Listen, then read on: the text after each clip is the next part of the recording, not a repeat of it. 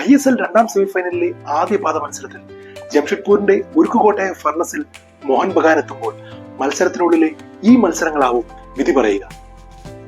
പൊട്ടതെല്ലാം പൊന്നാക്കുന്ന, കുറച്ച് ടച്ചുകൾ കൊണ്ട് മാത്രം ഗോളുകൾ അടിച്ചു കൂട്ടുന്ന ജേമി മക്ലാരനെ തടഞ്ഞിടുക എന്നുള്ള ഉത്തരവാദിത്തം സ്റ്റീഫൻ എസ് ആവും. എസ് മോഹൻ ബഗാൻ അത്ര എളുപ്പമൊന്നും മറക്കാൻ വഴിയില്ല. ഇതിനു മുമ്പ് ഇവർ തമ്മിൽ ഏറ്റുമുട്ടിയപ്പോൾ എസ് അടിച്ച ആ ലോകോത്തര ഗോൾ ജംഷഡ്പൂരും മോഹൻ ബഗാനും മറക്കാൻ സാധിക്കും.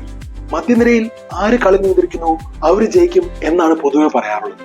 എന്നാൽ ഈ മത്സരത്തിൽ അതിന് പ്രസക്തിയില്ല. ജംഷഡ്പൂരാണ് ഏറ്റവും കുറഞ്ഞ പൊസഷനുമായി ഏറ്റവും അധികം മത്സരങ്ങൾ ജയിച്ച ടീം. അതേപോലെ കുറഞ്ഞ പൊസഷനുമായി ജയിച്ച ചരിത്രം മോഹൻ ബഗാനും പറയാനുണ്ട്.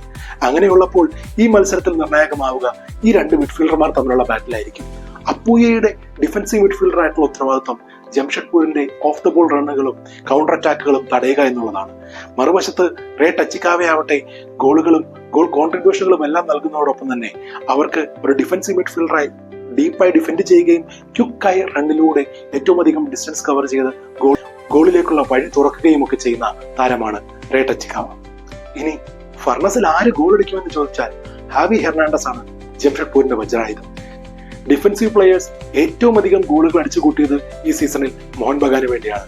അത് മുന്നിൽ നയിക്കുന്നത് സുബശിഷ് ബോസും. നായകൻ ഇതിനോടകം ഈ സീസണിൽ 6 ഗോളുകൾ നേടിയിട്ടുണ്ട് എന്ന് മാത്രമല്ല നിരവധി ഡിഫൻസീവ് കോൺട്രിബ്യൂഷൻ നടത്തിയിട്ടുണ്ട്.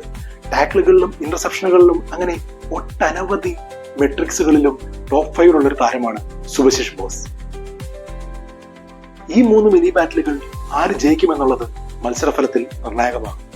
ഇനി ആദ്യ പാദത്തിൽ ആർക്കാവും മുൻതൂക്കം കമന്റ്സിൽ സൂചിപ്പിക്കുക.